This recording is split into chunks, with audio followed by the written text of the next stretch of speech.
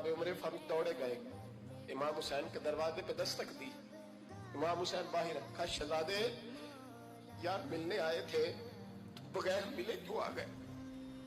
अर्ज की कि आप मसरूफ थे, आपके अपने बेटे भी दरवाजे पे खड़े थे तो मैं वापस आ गया। इमाम हुसैन कहते उमर जज्बात में आ गए, सर से पगड़ी गिर गई, कहने लगे हुसैन मेरे बेटे का और हुसैन का क्या मुकाबला? क्या उसकी माँ का नाम फातिमा ज़हरा है? क्या उसकी नानी का नाम खदीजतुल कुबरा है?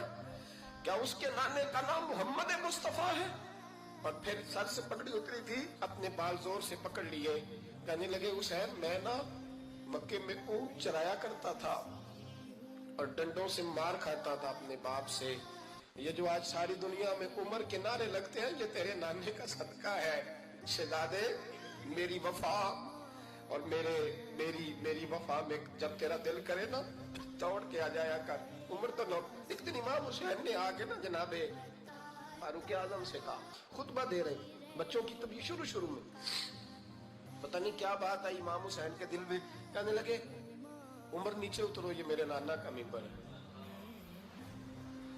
तो हजरत सैयदना उमर सुनो, कभी मेरा भी बच्चा आ जाए तो मैं कहता हूँ इसको पकड़ो यार, बच्चों को तो नहीं ना जुमों में मतलब जिक्र किया जाता, उतरना मेरे नाने का मिंबर है।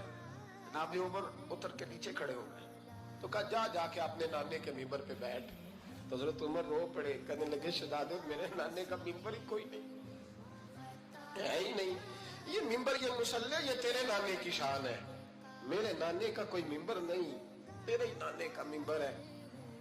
थोड़ी देर खड़े रहे तो इमाम हुसैन कहने लगे अच्छा कोई नहीं आपके नाने का मिंबर का नहीं, का चलो फिर मेरे नाने के मिंबर पे बैठ जाओ, चलो खैर है, कोई नहीं आपके नाने का नहीं, तो कहा कोई नहीं फिर मेरे नाने के। जब हजरत उमर बैठे तो बड़ा शानदार जुमला का फरमाने लगे, मैं मिंबर पर मर्जी से नहीं बैठा था, मुझे अबू बकर ने बिठाया था और फिर हुसैन के कहने पे मैं उतरा हूं, अब मुझे हुसैन ने बिठाया है, अब किसी की जुर्रत है तो उमर को उतार के दिखाए।